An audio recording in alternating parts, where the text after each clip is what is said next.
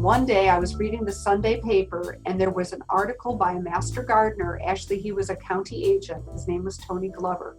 And it was a wonderful article on gardening.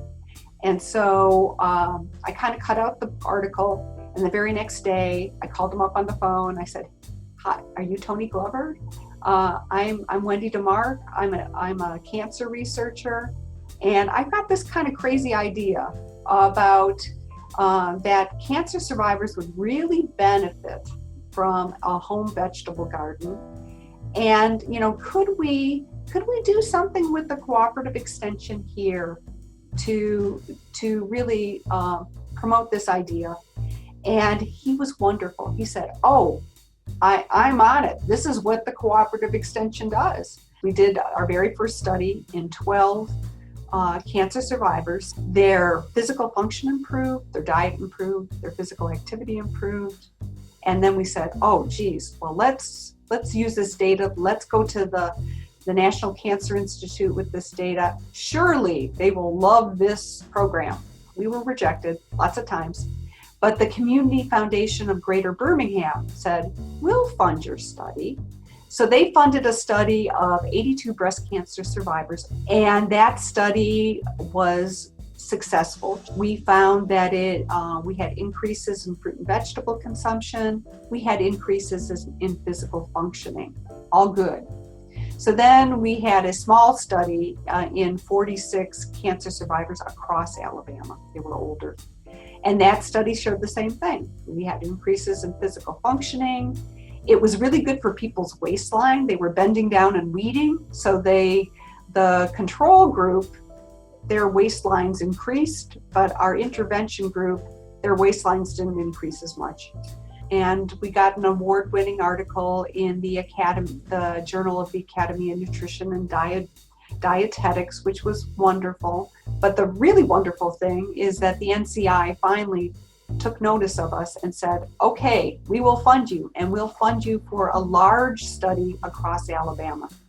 So we are now recruiting our very last cohort. So if anybody's interested, point them our way. We'd love to take them into the study. And they don't have to be a breast cancer survivor. They can be a survivor of really lots of other cancers, any cancer that has a fairly good prognosis. The intervention is, currently, it is getting 4 earth boxes, which are wonderful because they're on wheels and you really can put them anywhere. You can use them in a garden home, you can use them on an apartment, you can use them on your deck. As the sunlight changes according to season, you can move that box to catch the sunlight.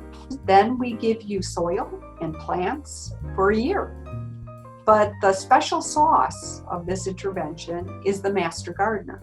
So the master gardener will contact the survivor at least once every 2 weeks and say, how is your garden doing? Offer that support either by the phone, email, or the in-person contact for a year of gardening. Oftentimes as people get older and they get disenfranchised, so cancer survivors tend to be older, and then they also have cancer, which also disenfranchises people. And they feel further and further away from being productive.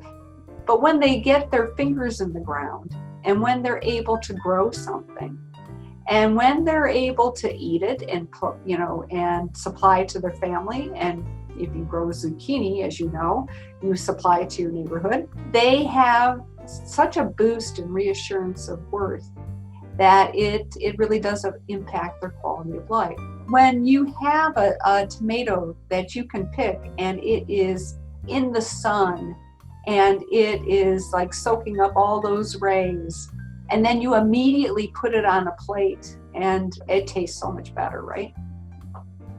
We have probably between 10 and 20 individuals who have gone through the intervention as a cancer survivor, and they say, I want to become a master gardener. So now they're working on the other side of it, and the master gardeners love this intervention too. It's one of those interventions that you feel will go on past you, right? So that's good.